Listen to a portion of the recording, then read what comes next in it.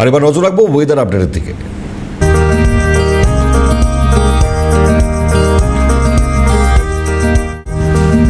তীব্র গরম শেষে মিলতে পারে স্বস্তি। বিকেলের পর বৃষ্টির সম্ভাবনা কয়েকটি জায়গায়। বৃষ্টি চলবে বর্ধমান, মেদিনীপুর, হাওড়া, হুগলিতে। একই সঙ্গে কালবৈশাখীর সম্ভাবনার খবর জানাচ্ছে হাওয়া অফিস।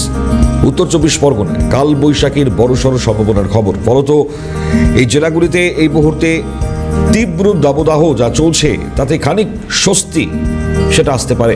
বিকেলের পর বৃষ্টিপাত হতে পারে এমনটাই সম্ভাবনার খবর, যদিও শহরের ক্ষেত্রে আপাতত সেরকম কোনো রকম নির্দেশ আসছে না। তীব্র গরম শেষ, তাতে স্বস্তির পূর্বাভাস কিছু কিছু জায়গায়। আর একবার জানাই আপনাদেরকে, বৃষ্টি চলবে যেমনটা বলা হচ্ছে হাওয়া অফিসের তরফে বর্ধমান, মেদিনীপুর, হাওড়া এবং হুগলিতে। একই সঙ্গে কালবৈশাখীর সম্ভাবনা থাকছে উত্তর 24 পরগনার ক্ষেত্রে। কিছুটা হলেও স্বস্তি মিলতে পারে বলে জানাচ্ছে হাওয়া অফিস।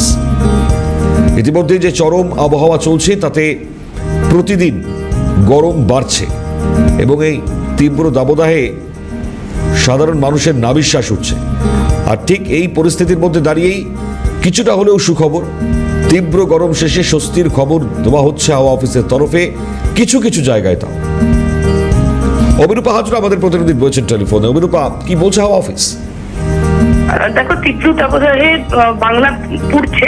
এক্ষেত্রে বলা হচ্ছে যে যেহেতু এই মুহূর্তে কালবৈশাখীর সম্ভাবনা রয়েছে বেশ কয়েকটি জেলায়, এবং দক্ষিণবঙ্গের বেশ কয়েকটি জেলা এবং উত্তরবঙ্গের বেশ কয়েকটি জেলায় বিকেলের পর ঝড় বৃষ্টির সম্ভাবনা রয়েছে। 70 থেকে 80 কিলোমিটার বেগে ঝোড়ো হাওয়া বওয়ারও সম্ভাবনা রয়েছে। তবে দিনের বেলায় তীব্র দাবদাহ থাকবে, গরম ঘাম বজায় থাকবে। কলকাতা এবং তার পার্শ্ববর্তী অঞ্চলের সর্বোচ্চ তাপমাত্রা থাকবে 34 ডিগ্রির কাছাকাছি এবং সর্বনিম্ন তাপমাত্রা প্রায় 28 ডিগ্রির কাছাকাছি থাকবে এবং আর্দ্রতাজনিত অস্বস্তি বজায় থাকবে, এমনটাই জানাচ্ছে আলিপুর আবহাওয়া দপ্তর। মণিমান, ধন্যবাদ অভিরূপা।